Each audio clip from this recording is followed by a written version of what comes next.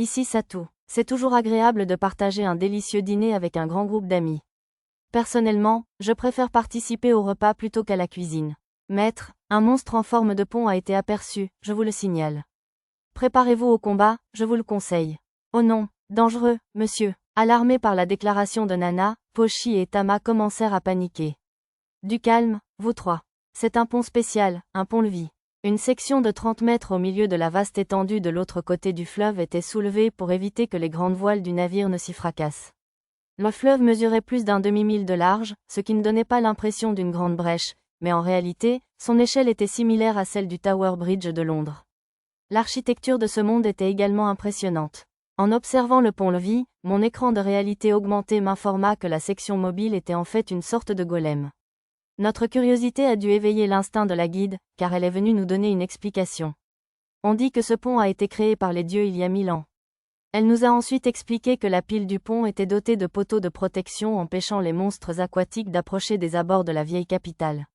En aval, je pouvais voir une dizaine de poteaux de protection, érigés en plus du pont.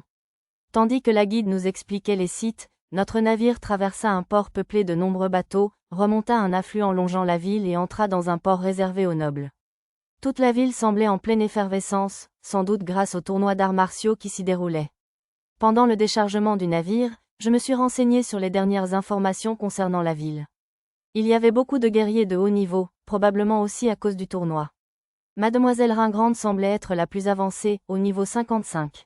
Je n'ai vu aucune réincarnation comme Arisa, aucun héros, aucun démon, aucun possédé, ni rien de ce genre. Il restait une trentaine de membres des Ailes de la Liberté, une secte adoratrice du Seigneur Démon, dans la vieille capitale, 9 dans les quartiers bas de la ville, 15 rôdant sous le château d'un noble nommé comte Bobino, et 4 détenus dans le donjon du château du duc. Les 2 derniers se trouvaient à l'intérieur même du château, le 3e fils du duc, qui était aussi l'oncle de Sarah, et son bras droit. Le comte Bobino lui-même n'était pas membre des Ailes de la Liberté, mais le comte avant lui avait manifestement appartenu à ses plus hautes autorités.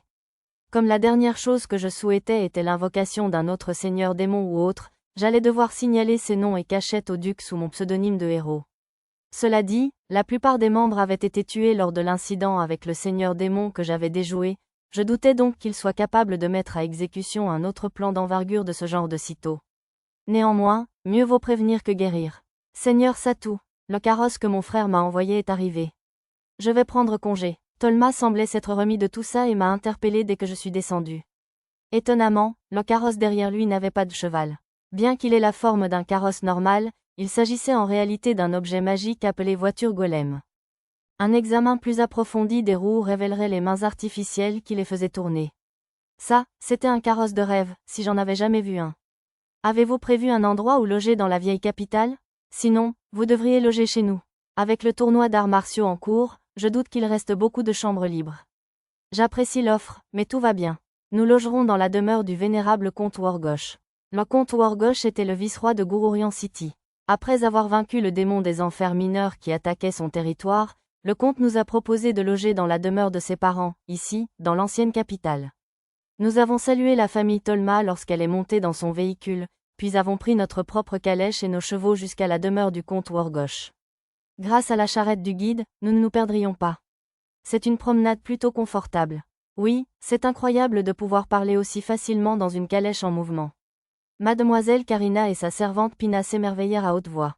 Bien sûr, notre maître l'a enrichi d'amour. Amour. Arisa et Mia parlèrent fièrement, me laissant seule. J'étais presque sûre que c'était grâce à la technologie, et non à l'amour, que je l'avais enrichi, mais je décidai de garder ça pour moi. À l'exception de notre conductrice Lulu, les autres filles étaient assises devant et derrière la calèche. Tama et Pochi chevauchaient le rhinosaure, leurs oreilles et leur queue cachées par des capes à capuche, tandis que Lisa et Nana étaient à cheval, en armure. Erina, une autre servante de Mademoiselle Karina, montait à cheval à côté de la calèche. Après avoir quitté la caverne des rêves, la température avait atteint une douceur printanière. Nos capes à capuche devaient être bien chaudes. Dès que nous avons franchi une large série de portes près du port, nous étions au cœur du quartier aristocratique de la ville. Nous fûmes arrêtés juste devant les portes, mais le guide qui nous attendait s'occupa de tout.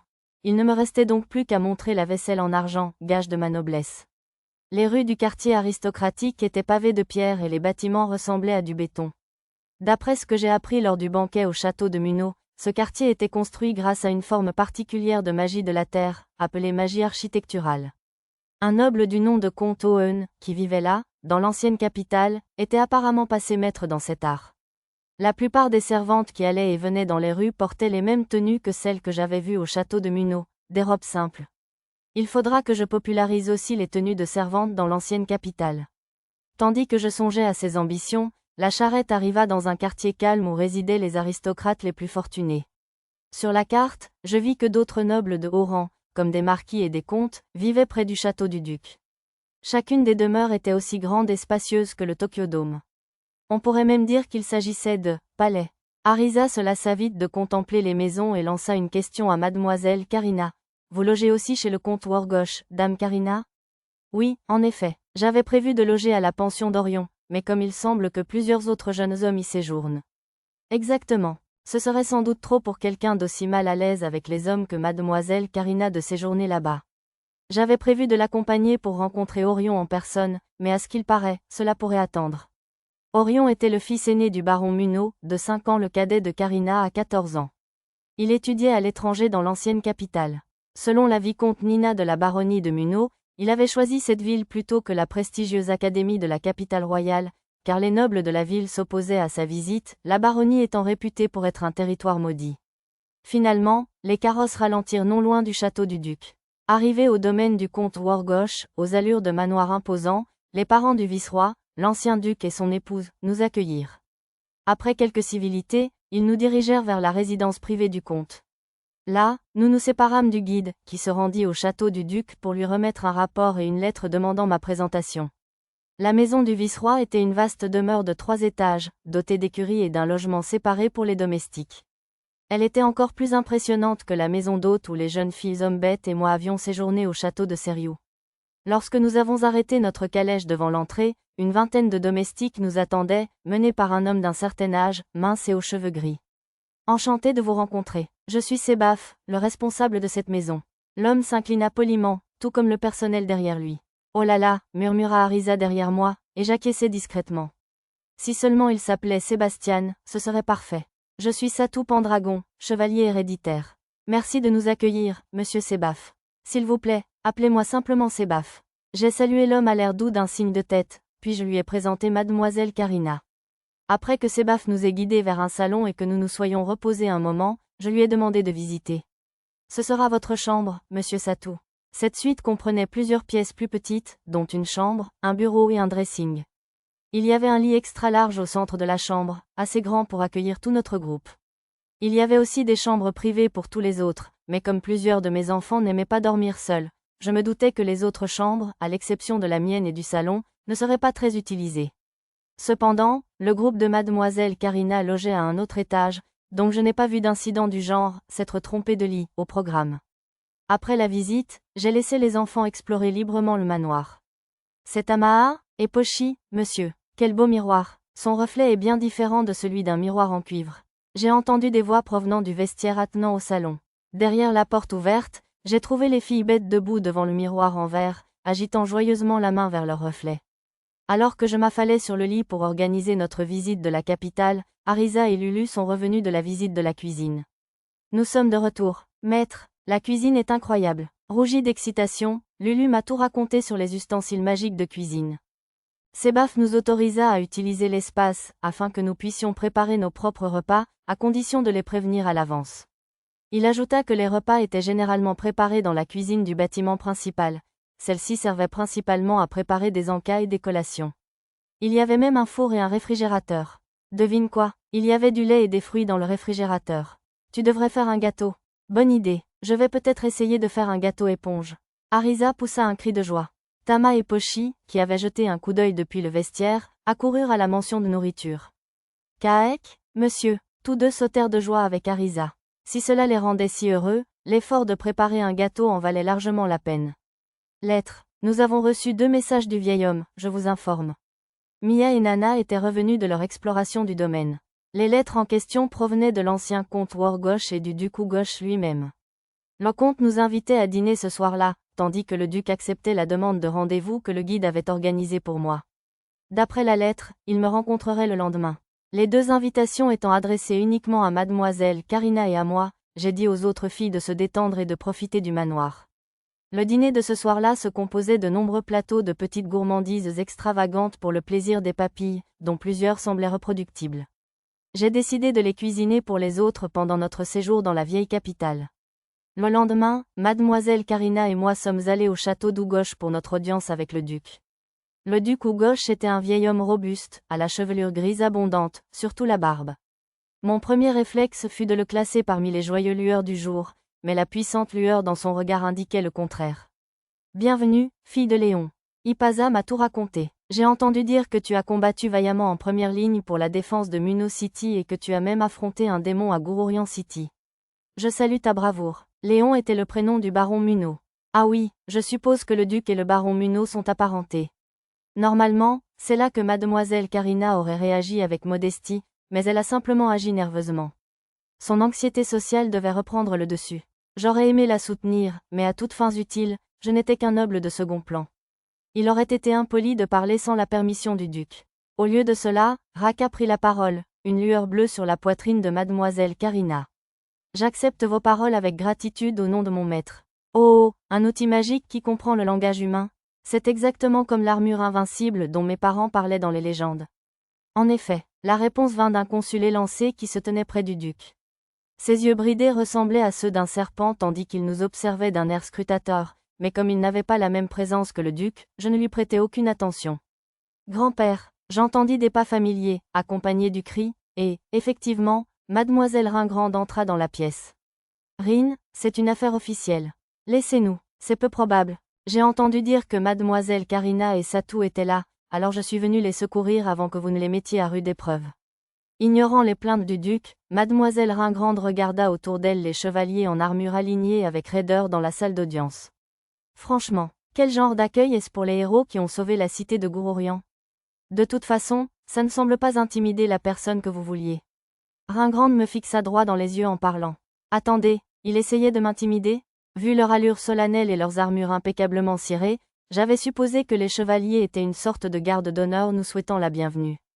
Franchir la ligne de chevaliers en armure était franchement une expérience passionnante. J'avais plus envie de le remercier que de me plaindre. Je ne peux rien vous échapper, Rin. Le duc leva la main pour signaler à l'officier qui se tenait à proximité, et les chevaliers sortirent de la pièce. À part nous, seuls restèrent le conseil, l'officier de niveau 50 à l'air hautain et quelques chevaliers de la garde, dont sœur Ipaza. Ainsi que quelques servantes et autres serviteurs, bien sûr. Maintenant, est-ce suffisant? Grommela le duc à mademoiselle Ringrande. Puis il fit signe au consul, qui prit un plateau rectangulaire des mains d'un serviteur et nous l'apporta. En remerciement à dame Karina Muno et à sœur Satou Pendragon de la baronnie de Muno pour leur héroïsme dans la protection de la cité de Gururian contre les démons, le duc Ougoche te remet par la présente la médaille de saphir du duché d'Ougoche. Sur le plateau se trouvaient 2 médailles imposantes et 2 sachets de velours remplis de pièces d'or. À en juger par la simple vue des sachets, chacun contenait probablement une centaine de pièces. Mademoiselle Karina, peu habituée à voir autant d'or, avait les yeux pétillants. Alors, voici la médaille de saphir, murmura sœur Ipaza avec admiration, ce que je percevais grâce à mon don d'ouïe aigu. Vu sa réaction, cette médaille devait être un objet rare et précieux.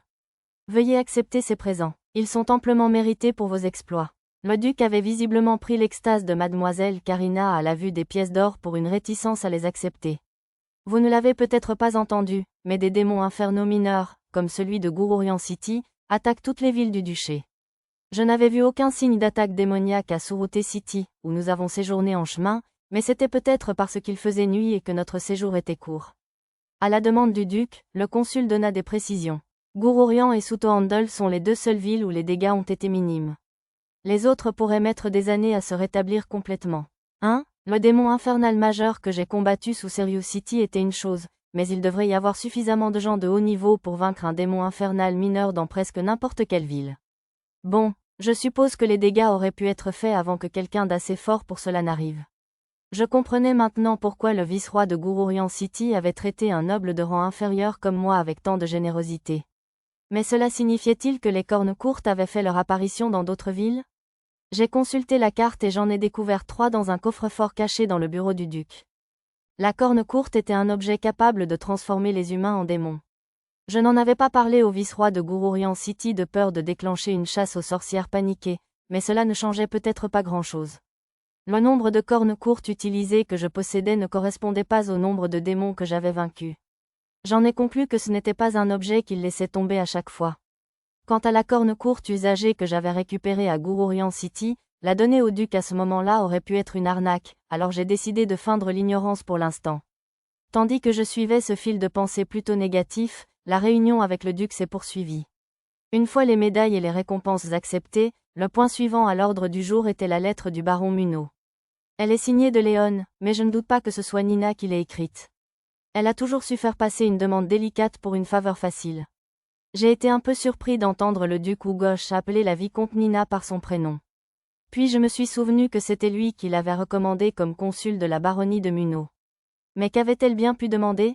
Non seulement elle demande un prêt et des fournitures supplémentaires, mais elle veut que nous lui prêtions des fonctionnaires, des officiers et même des ingénieurs. Impossible, ça fait une sacrée liste de souhaits. Connaissant le vicomte Nina, il n'avait probablement besoin que des fournitures, tandis que la main-d'œuvre serait un plus, ajouté pour rendre le reste plus raisonnable. À en juger par l'expression du duc, il le comprenait aussi. Puis son visage devint soudain malicieux. Que pensez-vous de ceci, sire Pendragon ? Si vous devenez mon vassal, j'accéderai à toutes ces demandes. Je peux même vous faire baron honoraire si vous le souhaitez. M'échanger contre toutes ces ressources ? J'imagine que n'importe quel homme d'État ordinaire accepterait immédiatement. Alors que je réfléchissais à la réponse à sa plaisanterie, quelqu'un d'autre a réagi de manière excessive. Vous ne devez pas. Satou est un vassal de mon père. Même vous ne pouvez pas me l'enlever, votre grâce. Dame Karina bondit devant moi, écartant les bras dans une tentative puérile de me cacher du duc. Sa poitrine d'une ampleur envoûtante suffisait à me conquérir en temps normal, son instinct protecteur si féroce m'a presque fait tomber à la renverse. Surtout vu ses courbes magnifiques sous cet angle. Pas de chance, hein ? Peu importe. Le duc sourit d'un air amusé à la réponse furieuse de Karina. Apparemment, elle avait réussi à le charmer et à le mettre de bonne humeur. Très bien, fille de Léon, ne vous inquiétez pas. Je ne vous volerai pas cette personne qui vous est si chère. À ces mots, mademoiselle Karina devint rouge vif et faillit s'évanouir, et je la rattrapai rapidement. Votre grâce, dame Karina a le cœur pur, alors je vous prie de ne pas trop la taquiner.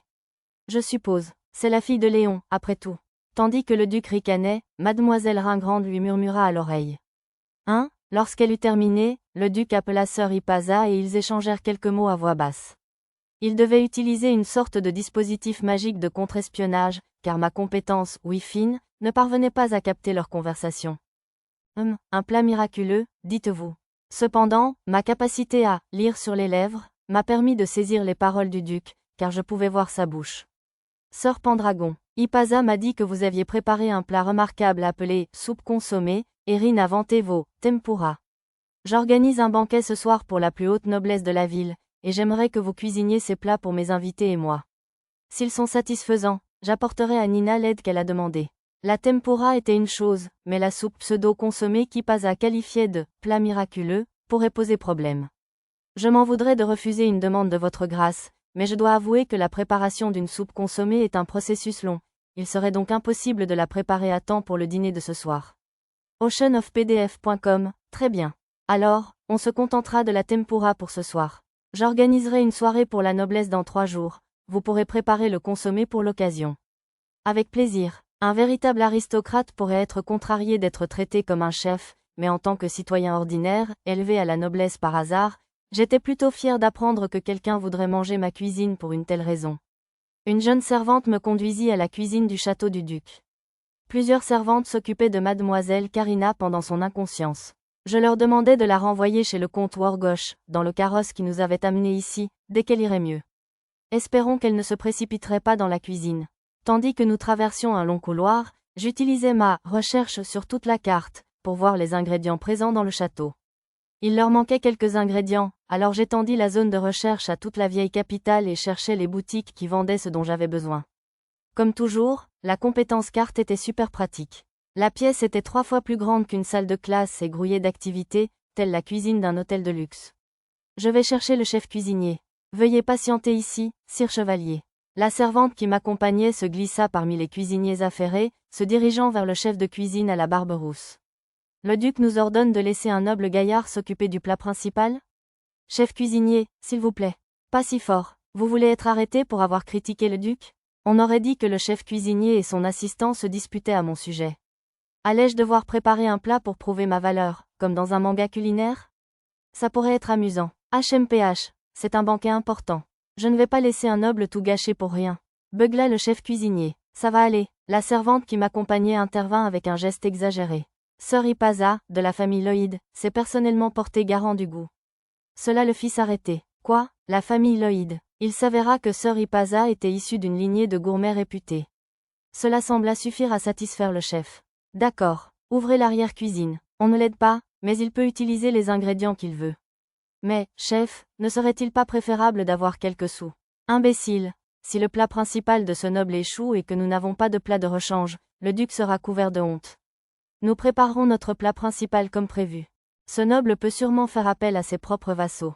Le chef cuisinier et son adjoint mirent fin à leur conversation, et ce dernier s'approcha de moi avec la servante pour résumer en s'excusant ce que je venais d'entendre grâce à mon « oui fine ». Le chef cuisinier, visiblement peu porté sur les commandes, avait dû déléguer la négociation avec le noble à son assistant. Je comprends. Tant que j'ai des ingrédients et des ustensiles de cuisine à ma disposition, je peux fournir mes propres assistants. À ces mots, le sous-chef de cuisine sembla se décharger d'un poids énorme. J'imagine que la gestion intermédiaire est rude.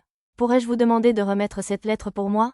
Certainement, monsieur. Avant de partir chercher les ingrédients, je demandai à la servante de contacter Arisa et les autres au manoir du comte Worgosh. Elle fit signe, et une servante, debout dans le couloir, prit rapidement la lettre et s'en alla précipitamment avec. Merci de votre patience. Permettez-moi de vous conduire au magasin d'ingrédients. En chemin, la servante m'expliqua que son rôle était d'aider une dame de la petite noblesse, et qu'elle avait donc un rang supérieur à celui des servantes ordinaires. D'après elle, c'était un poste populaire dans le duché, grâce aux avantages qu'il offrait, enseigner les bonnes manières à la cour et aider à la recherche de futurs époux. Et là, je supposais que c'était juste un synonyme de servante. J'ai montré l'autorisation que m'avait donnée le sous-chef au gardien devant le magasin d'ingrédients, et il s'est écarté pour nous laisser entrer. Waouh, c'est impressionnant. Je n'étais pas seulement poli, j'étais sincèrement impressionné. Même sur Terre, je n'avais jamais vu autant d'ingrédients et d'épices réunis au même endroit. Il y avait des dizaines de variétés de sauce soja, toutes avec des saveurs et des origines différentes. La servante m'a apporté un petit plat pour dégustation, et je les ai goûtés une par une, notant les différences grâce au bloc-notes de mon menu. Contrairement au royaume de Shiga, où je n'avais vu que du suif ordinaire, il y avait ici plusieurs variétés d'huile végétale. Nous avons parcouru les entrepôts à température ambiante, réfrigérés, puis congelés, ramassant les ingrédients un par un. Ils proposaient même des haricots verts, des patates douces et des racines de lotus, que je n'avais jamais vues auparavant. On en trouvait aussi sur le marché de la vieille capitale, il fallait donc que j'en fasse provision pendant notre séjour. Attendez, c'est du tofu? Si je faisais des steaks hachés au tofu, même Mia devrait pouvoir en manger. J'avais l'esprit débordant de possibilités tandis que je finissais de rassembler les ingrédients et les épices nécessaires. Alors que je commençais à les rapporter vers la cuisine, la servante appela rapidement quelqu'un pour les prendre pour moi. Tu dois laisser l'aide s'occuper de ce genre de travail manuel, me gronda-t-elle d'un ton léger. Je suis désolée, je suis encore novice en matière de noblesse. Comme je ne connaissais pas certains de ces ingrédients, j'ai décidé de goûter les différentes huiles en préparant la cuisine. La cuisine regorgeait d'ustensiles de cuisine magiques incroyablement utiles. Quand j'ai réalisé que la cuisinière était un peu bancale, j'ai fait un peu de plomberie magique pour dégager les canalisations, comme je le faisais toujours. S'il me laissait utiliser tout cet équipement pratique, c'était la moindre des choses. Cette tempura de racines de lotus est délicieusement délicieuse. La patate douce est très bonne aussi. Je crois que j'ai préféré la citrouille, par contre. Le poisson blanc ne ferait-il pas aussi de délicieuses tempura? Lorsque j'ai demandé à la servante de faire une dégustation, j'ai vite remarqué une ribambelle de servantes et de pages qui m'observaient avec envie. Je leur ai fait savoir qu'ils pouvaient aussi m'aider, à condition de ne pas me gêner dans mon travail. Beaucoup d'entre eux se sont révélés avoir des palais étonnamment fins, donc ce fut une bonne idée. La tempura d'aubergine, par exemple, a été étonnamment mal accueillie, alors qu'ils ont adoré la tempura de carottes finement tranchées, pour une raison inconnue. Mais la tempura d'aubergine est tellement bonne. Maître, on a apporté la marchandise. Satou, désolé d'avoir mis si longtemps, maître. Au son des voix enjouées, je me suis retournée et j'ai vu Arisa, Mia et Lulu entrer dans la cuisine. Pochi et Tama ont ramassé le shiso vert. Du gingembre mariné. Je n'ai pas trouvé le congre brochet que tu avais demandé, alors Arisa nous a conseillé d'acheter de l'anguille de jardin, de l'anguille à croc et de l'anguille douce. Merci, c'est d'une grande aide. Après les avoir remerciés, j'ai trié les ingrédients qu'ils avaient apportés. Le gingembre mariné était rose clair, pas le rouge auquel je m'attendais. Il ne faut pas le colorer avec du shiso rouge ici. J'ai décidé d'en faire du tempura plutôt que de l'utiliser comme garniture. Je n'avais vu du tempura de gingembre mariné que dans les restaurants de tempura du Kansai, mais j'ai trouvé ça étonnamment addictif. Peut-être que ça ferait un carton dans ce monde. Lulu, tu peux m'aider pour la préparation? Bien sûr, Arisa et Mia, vous deux, chargez les outils magiques. Ok doc, tout le monde s'est mis en action. Cette fois, nous avons choisi 9 types de tempura, champignons shiitake, potiron, carottes, haricots verts, crevettes, shiso vert, gingembre mariné, racines de lotus et anguilles à crocs, dont le goût se rapprochait le plus du congre. J'aurais aimé ajouter des aubergines et des patates douces, mais comme elles n'ont pas été très appréciées lors des dégustations, j'ai décidé de m'abstenir. Pour la base de la sauce spéciale pour tempura, j'ai utilisé du mirin de goururian et une sauce soja légère d'un artisan réputé de la capitale royale. J'y ai ajouté une pincée de sucre blanc Suto Handle de haute qualité et quelques gouttes de saké pur Shigan de l'ancienne capitale. L'ajout de dashi semblait également gâcher la saveur de la sauce, j'en ai donc utilisé une petite quantité. Le résultat était léger mais agréable. Ensuite, j'ai fait frire la tempura dans un mélange spécial de différentes huiles végétales, avec de l'huile de sésame du comté de Zetz comme base.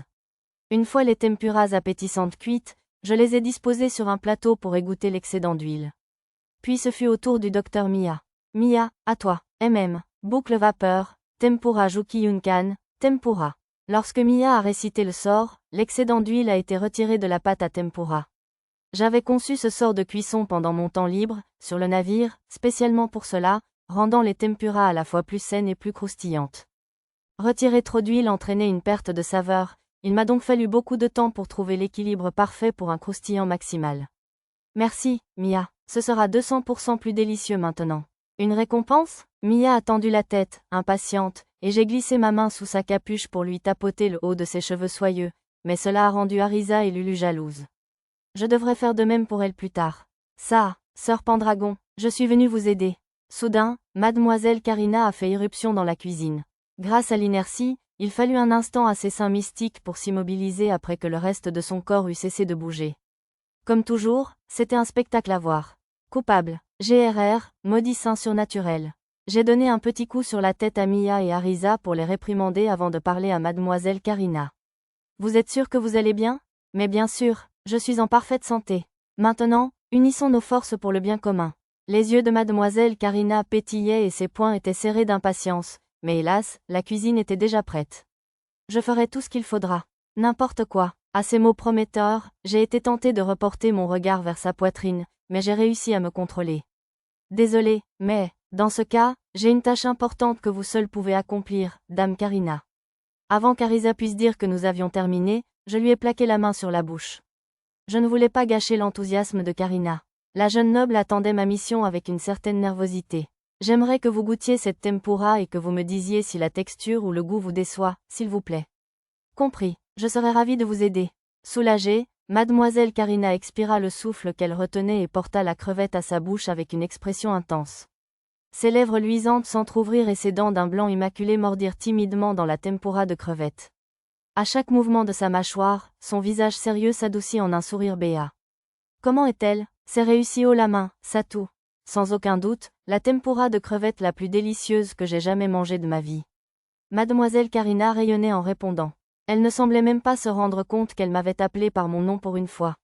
Sa réaction annonçait le succès, et les serveurs et serveuses se rassemblèrent autour d'elle. Visiblement, mon tour approchait. Je disposais les tempuras dans des assiettes aux couleurs magnifiques et les confiais aux serveurs. En temps normal, j'aurais aimé râper du décompte par-dessus, mais je m'en abstins, convaincu par une idée reçue dans l'ancienne capitale que le décompte portait malheur. À partir de là, il ne me restait plus qu'à confier mon sort aux cieux et au goût des nobles, et à commencer à nettoyer. Au bout d'un moment, mon dondé, oui fine, me fit entendre les cris de joie des nobles de la haute société, ce qui semblait indiquer que j'avais réussi. Surtout, j'étais simplement heureuse qu'ils aient apprécié ma cuisine. Les serveurs retournèrent en cuisine avec un sourire radieux. Sœur Chevalier, vous avez fait un tabac. Tous mes compliments. Ils étaient aussi heureux pour moi que si j'étais l'un d'eux, ce qui m'a encore remonté le moral. J'ai remercié les serveurs de m'avoir prévenu et me suis excusée auprès du chef pour le désordre en cuisine. Bien sûr, je devais aussi remercier mes enfants pour leur travail acharné. Bravo à tous. Ouf, je reste en vie. J'ai faim. On a bien bossé. Je pensais avoir préparé plein de tempura supplémentaires pour qu'ils puissent les goûter, mais visiblement, ce n'était pas suffisant. En scrutant la cuisine, j'ai vu des tas entiers de restes de légumes. Puis-je utiliser certains de ces légumes? Certainement. Après avoir demandé conseil à l'un des chefs, qui venait de préparer du riz, j'ai rassemblé quelques légumes. Qu'allez-vous faire? A demandé Arisa, curieuse. Oh, rien de bien grave. Ce n'était vraiment rien de spécial, alors j'ai essayé de ne pas trop la surprendre. J'ai coupé des oignons et des carottes en dés, je les ai légèrement poêlés, mélangés à des légumes verts coupés, roulés dans la pâte à tempura et arrosés d'huile. Oh, des beignets de légumes. C'est vrai. Arisa, pourrais-tu prendre ces bols et aller nous chercher du riz? Ok Doc. Mia, tu peux m'aider à les porter? Arisa a suivi l'odeur du riz frais jusqu'à la jeune chef, qui a accepté d'en partager un peu avec nous. J'ai coupé chaque beignet en quartiers et les ai déposés sur le riz brûlant, puis j'ai recouvert le tout de sauce tempura, que j'avais bouillie pour la rendre un peu plus épaisse. Le caquiage-don était prêt. Délicieux. Miam, c'est tellement croustillant et piquant. C'est merveilleux. Délicieux. Je crois que je l'apprécierais encore plus qu'une tempura ordinaire. Les 4 filles ont plongé dans leur bol avec enthousiasme. Mes 3 utilisaient des baguettes, mais mademoiselle Karina utilisait une fourchette et une cuillère. Oceanofpdf.com. Après les avoir observés avec tendresse un instant, je préparais un bol supplémentaire. Voilà, je le tendis à la servante. Pour moi, êtes-vous sûr? Absolument. Vous m'avez été d'une grande aide aujourd'hui, alors permettez-moi de vous remercier. Au début, j'avais pensé qu'un tel repas serait peut-être trop inélégant pour quelqu'un qui travaillait en étroite collaboration avec la noblesse, mais je voyais bien qu'elle voulait y goûter et décida de l'offrir. Ensuite, je préparai 2 autres bols pour le chef cuisinier et son assistant. J'aurais besoin de réutiliser cette cuisine pour la soirée dans 3 jours. Un petit encas tardif pourrait me faire un peu de bien. Merci de m'avoir laissé utiliser votre cuisine aujourd'hui. Bah, je n'aurais jamais dû douter de vous, vous. Je suis vraiment désolé si nous avons semblé méfiants envers vos compétences, sire chevalier. Sa grâce le duc vous a également fait parvenir ses compliments. Le sous-chef cuisinier interrompit aussitôt le chef cuisinier avant qu'il ne soit trop impoli. Au même moment, il m'offrit un plateau sur lequel était posée une lettre vantant la tempura et m'invitant à me joindre aux convives pour une petite réunion dans le salon après le repas. Au fait, qu'est-ce que vous avez là? Oh, c'est un plat simple, des beignets de légumes. Il n'est pas préparé avec des ingrédients d'aussi haute qualité que ceux que nous préparons pour la noblesse, mais vous êtes le bienvenu si vous le souhaitez. Tiens, ça a l'air vraiment délicieux. Merci, mon pote. Les 2 chefs acceptèrent les bols que je leur offrais et mangèrent avec un plaisir apparent. L'envie des autres chefs autour de nous était palpable. Je me sentais mal, mais il ne me restait plus assez de pâtes pour tout le monde. Sœur Pendragon, votre tempura est une œuvre d'art. Cette panure croustillante sur les crevettes croquantes était exquise. Non, Marquis Lloyd. La tempura au gingembre mariné était suprême. Rien ne pouvait rivaliser. Je ne suis pas d'accord, comte Owen. La crevette est la tempura par excellence. Son goût vif et sa texture étaient si différents de ceux des crevettes bouillies ou rôties. Les célèbres gourmets, le marquis Lloyd et le comte Owen, me vantaient les vertus de la tempura avec une telle ferveur qu'ils étaient à bout de souffle. Ils m'avaient surpris à la seconde où j'étais entré dans le salon, avant même que j'aie pu saluer le duc. Mademoiselle Karina, qui n'était jamais à l'aise en société, s'était excusée en prétextant un malaise et était retournée au manoir du comte avec les autres. Marquis Lloyd, comte Owen, je suis tout à fait d'accord pour dire que la tempura est délicieuse, mais veuillez laisser un peu de répit à Sœur Pendragon. Il devrait au moins être autorisé à saluer le duc en premier. Comme vous le souhaitez, Sœur Wargosh. Vous avez raison, Sœur Pendragon, parlons de la tempura plus tard. L'ancien comte Wargosh était le doyen des présents. Grâce à son intervention, je pus aller saluer le duc. Je sentis le regard de la haute société me suivre à mon approche. Les nobles présents étaient les piliers du duché d'Ougosh, tous vicomtes ou plus, pour la plupart chefs ou anciens chefs de grande famille. La répartition exacte était la suivante, un marquis, 3 comtes et 8 vicomtes. Le père de mademoiselle Ringrande, le duc suivant, et son frère cadet, le suivant dans l'ordre de succession après son père, étaient au marquisat d'Eluette.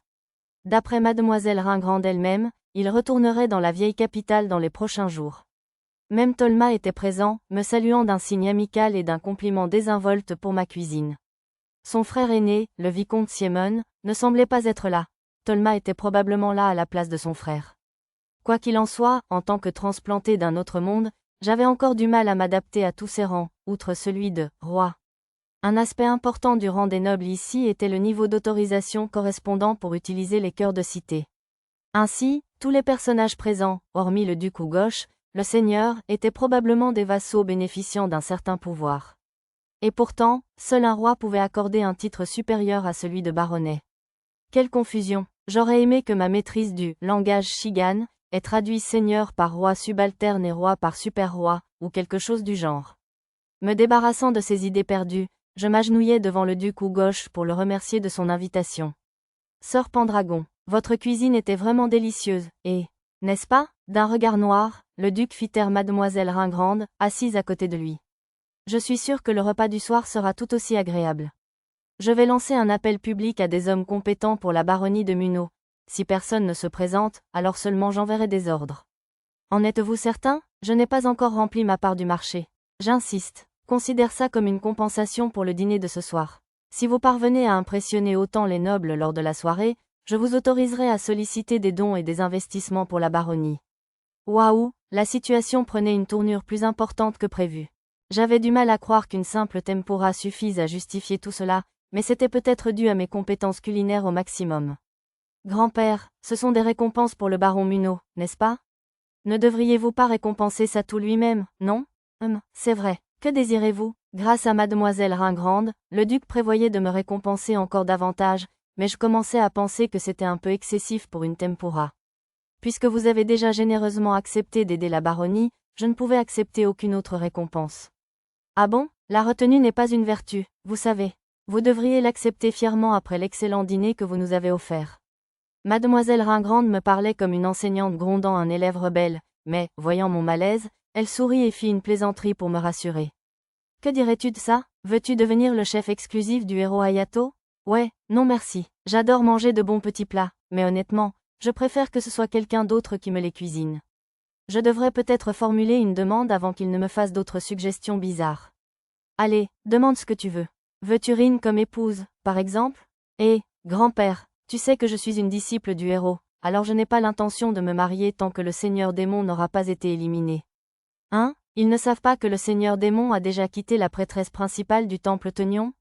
Je devrais peut-être me faufiler au temple plus tard et lui demander ce qui se passe. Je n'ai pas de désir qui serait si au-dessus de ma position. Cependant, si c'est possible, obtenir la permission d'acheter des parchemins et des grimoires dans le duché serait une joie des plus inattendues. Vous êtes vraiment dépourvu de cupidité, au point de demander non pas les objets eux-mêmes, mais simplement la permission de les acheter. Très bien, je vous l'accorde. Le généreux duc appela un homme en uniforme de majordome pour rédiger un permis. Tolma avait déjà accepté de me présenter au vicomte Siemon, mais avec la permission du duc, je devrais pouvoir obtenir encore plus de parchemins. Si jamais vous décidez de cesser d'être le vassal de Léon, vous devriez plutôt venir ici. Je vous engagerai comme chef dès que possible, commenta le duc. Attendez une minute, votre grâce. Sœur Pendragon devrait plutôt être le chef cuisinier de la famille Lloyd. Il serait gaspillé comme simple sous-chef. Le marquis Lloyd protesta. Il est tout à fait inconvenant de tenter de séduire un vassal du baron Munot, marquis Lloyd, dit le comte Owen. J'appréciais ses efforts pour les dissuader de m'embaucher comme chef, mais malheureusement, il ne s'arrêta pas là. Au fait, sœur Pendragon, seriez-vous mariée par hasard? Non, je me sens trop jeune pour cela et je n'ai aucune envie de me ranger de sitôt. Alors, vous devriez prendre une de mes filles ou petite fille qui a à peu près votre âge. Vous pourriez devenir membre de ma famille, si. Comte Owen, essayez-vous de faire de notre chevalier votre gendre? Il s'avéra qu'il y avait énormément de nobles cupides dans ce duché. J'ai d'abord cru qu'il plaisantait, mais il s'avéra que le comte Owen avait plus de 40 enfants et petits-enfants au total, dont au moins 7 étaient des jeunes femmes célibataires, alors peut-être pas. Le marquis Lloyd et le comte Owen semblaient être de bons amis, ils se disputèrent longuement mon compte. Finalement, mademoiselle Ringrande me sauva. J'ai alors pu parler à d'autres personnes. Comme certains d'entre eux possédaient des ateliers et des studios dans la vieille capitale, ou des livres de sorts rares susceptibles de m'intéresser, j'étais tout à fait disposé à me lier d'amitié avec eux. En particulier, il semblait que de nombreux livres de sorts avancés étaient cachés dans les collections des nobles, et leur autorisation de les acheter ne me servirait à rien. J'ai effectué une recherche cartographique dans la vieille capitale, mais je n'ai trouvé aucun manuel de magie avancé dans les boutiques. Seigneur Satou, il semble que mon frère soit actuellement à Labyrinth City pour des affaires liées à son atelier de parchemin. On m'a dit qu'il reviendrait bientôt par la capitale royale. Pourriez-vous attendre jusque-là pour les parchemins? Je ne pense pas que cela devrait durer plus d'un trimoun, ou plus tard. Certainement, nous prévoyons de rester quelque temps dans la vieille capitale, donc ce n'est pas un problème. Ouf, je suis ravie de vous entendre dire ça. Mon sourire sembla apaiser l'humeur contrie de Tolma. Un trimoun ne durait que 10 jours, ce ne serait pas un problème. J'avais l'intention de voir si je pouvais faire fabriquer des parchemins de mes sorts originaux. Si cela s'avérait long, je pourrais toujours revenir seul avec Skyrunning pour les récupérer. Désolé d'arriver si tard, grande prêtresse. Mais si ce n'est pas Monsieur Nanashi, vous avez tendance à débarquer à l'improviste, n'est-ce pas?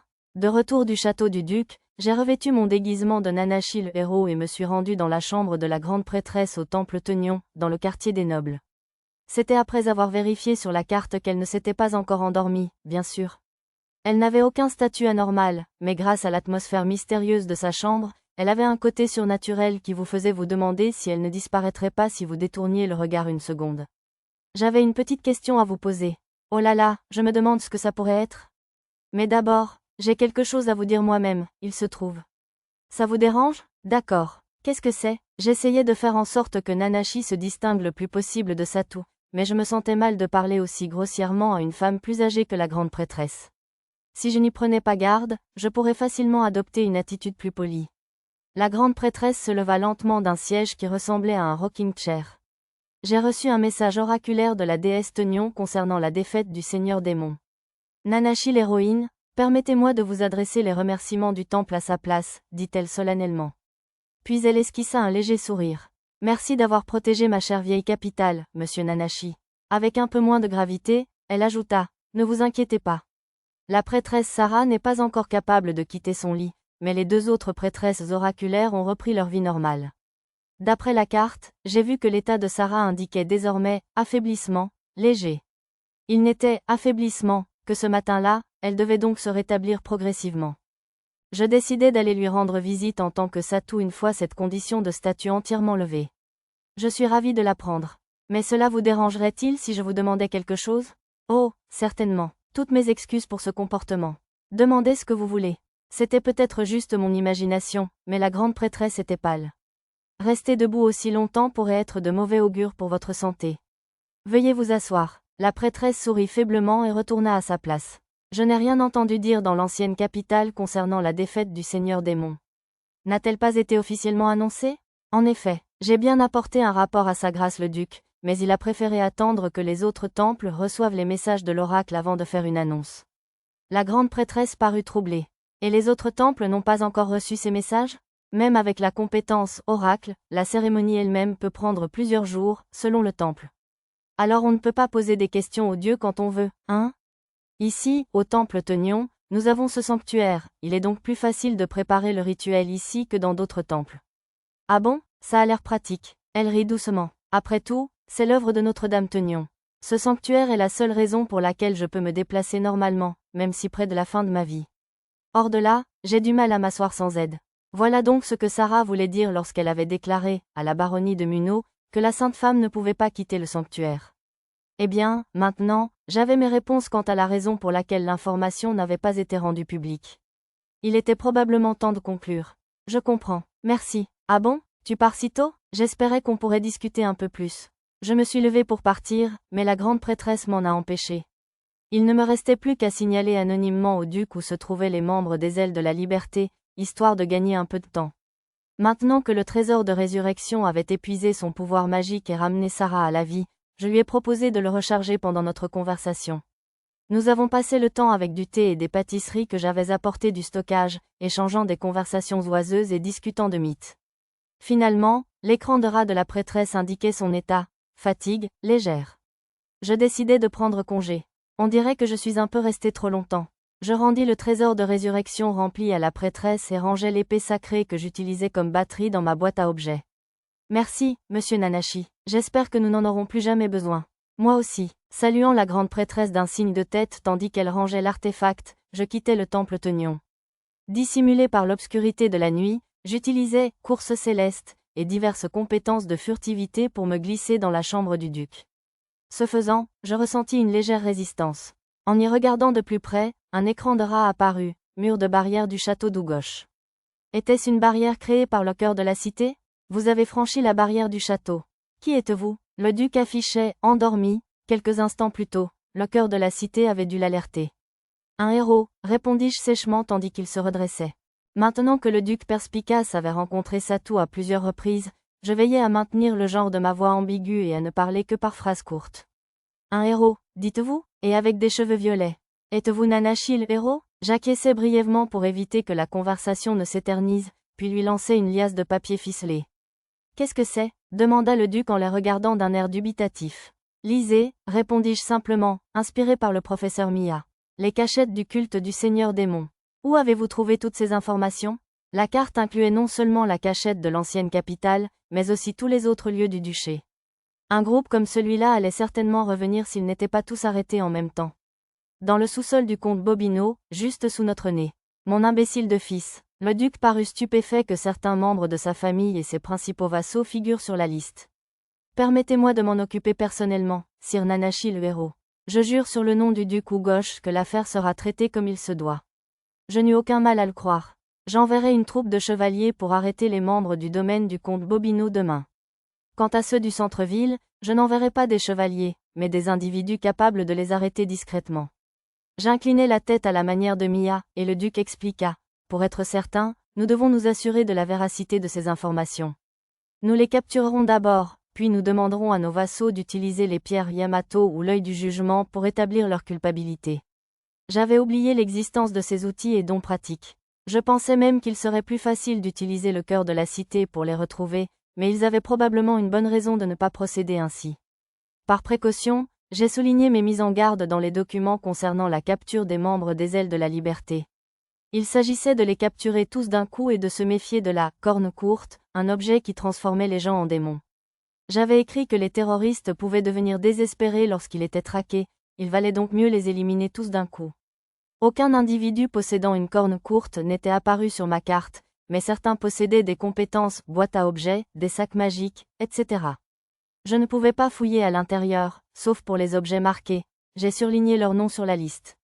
Aucun individu particulièrement puissant ne rôdait, donc même si l'un d'eux possédait une corne courte, sa forme démoniaque serait probablement assez facile à vaincre.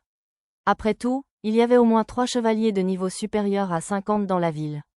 J'ai réfléchi quelques secondes avant de dire au duc, à vous. Cette version concise de Nanashi serait probablement plus difficile à identifier, mais elle rendait les rencontres difficiles. Il serait sans doute judicieux de trouver une meilleure personnalité factice dont le langage et le comportement seraient difficiles à cerner. Arisa aurait peut-être des idées. oceanofpdf.com